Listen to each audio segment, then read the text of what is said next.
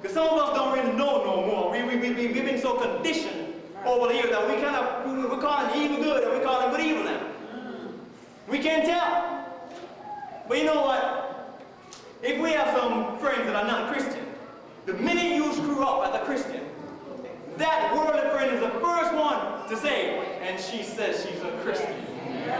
And he says he's a Christian. The world friend is going to let us know. It's going to let you know. So let's hear from the word today. Because the world is still telling us exactly who is and who's not. So what I did, I went to the Grammy.com. Mercy. And I started doing some research on the Grammy.com. Mercy.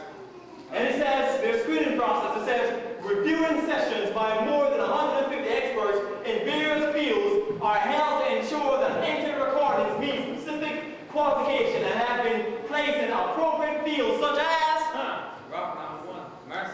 rock, Mercy. R&B, jazz, country, new age, rap, classical, and Latin, among others, and among all these worldly music, Right in the middle. Mercy. we find gospel. Mercy. What is gospel doing in this worldly award system? Unless the world sees something worldly about it. Unless the world sees its own in it. Yes, sir. That's the only reason why it's there. So I started reading up on who gets these awards, and it says it is truly a peer honor awarded by and to artists. You know, us growing up, it says a bird with a feather do what? Flock together. Show me your company and I. Tell you who you are. It's a peer award, friends. Yes, sir. They're awarding their peers. And I wanted to identify who are these peers that they are awarding. And I'm telling you, friend, what I'm going to show, this is public knowledge. You can find it on the database of Grammy.com. And some of these peers that they are awarding, Fred Hammond. Mercy. Mercy. I mean, friend, let me ask you a question. Do you know what is an oxymoron? An oxymoron, when you try to put two things together, they can't put it together because it's not Greek. I mean, there's no way you can put them together. So when I look at R&B gospel, I'm like, that's definitely an oxymoron. Oh, yes. How can you put R&B, rhythm and blues, and gospel together? They don't mix. Can we sanitize the world of music, friends? Can they be equally yoked together? No, sir. Can we clean it up? No, sir. No, we can't, friends. The world is telling us that gospel is not Christian. Amen. And all these gospel artists that are passing off as Christian, the world is letting us know that these guys, you know, actually, there's a lot of research and there's a lot of information on the website that exposes those who they believe are actually secular artists that are posing as gospel artists. Mercy. The world is doing this research. I was like, have mercy. But some of us just don't know. We can't really tell. Some of these guys who are getting these awards, Kirk Franklin, R&B, and these are the categories that they're winning these awards in. Stephen Curtis Jackson, pop and contemporary. Randy Travis, country and bluegrass. Michael Douglas, pop and contemporary. DC Talk, best gospel rock, have mercy.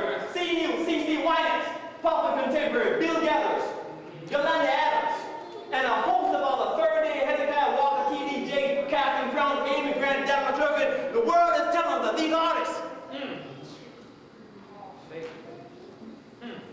they recognize the elements of the world in these music.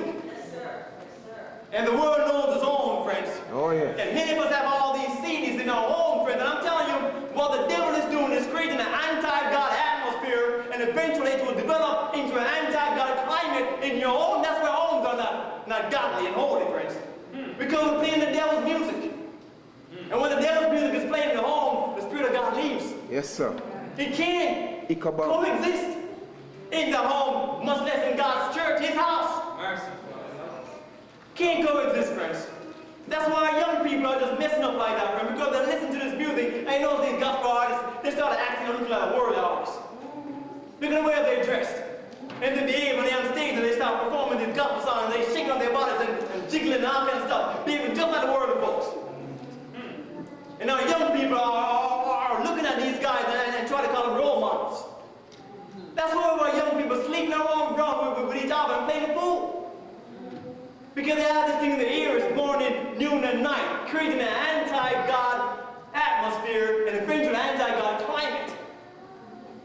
What are we doing to our young people, friends? What are we doing to the church?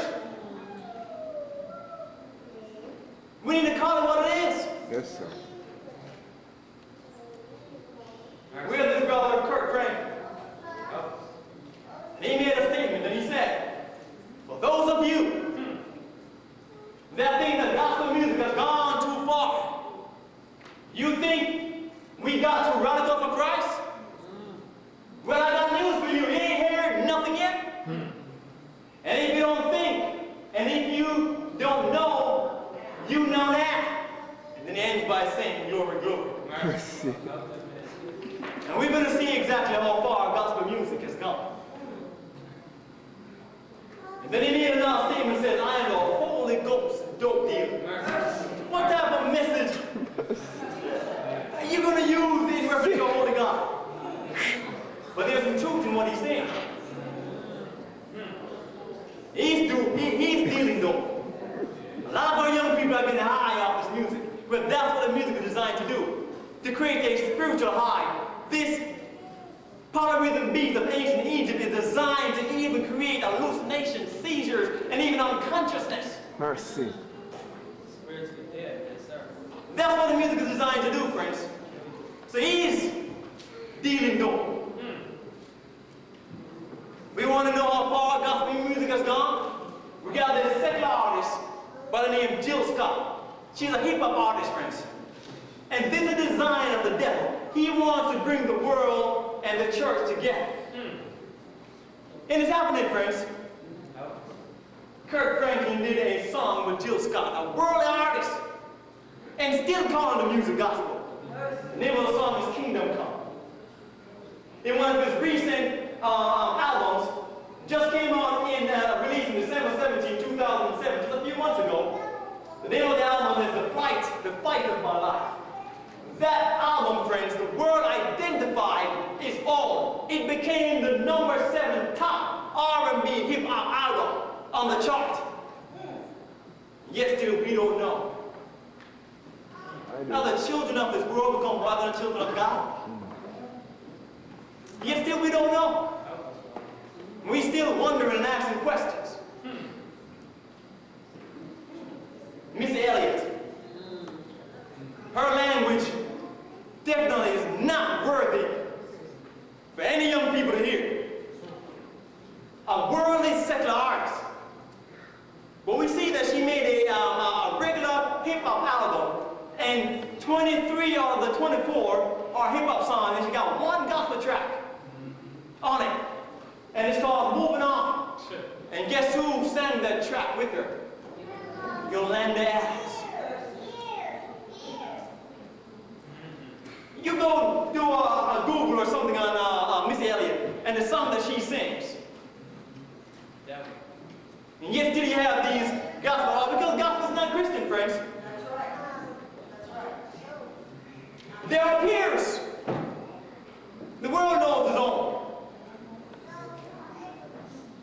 We have this man called KRS-One and the Temple of Hip Hop.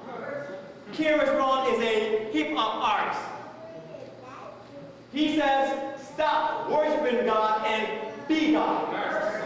God is not down with religion. Reading of the Bible is irrelevant. You have to look within yourself and not the scriptures. KRS-One comes to rearrange the God picture. Man, this brother, this man, has a gospel album in almost every Christian bookstore. That'd be a crap.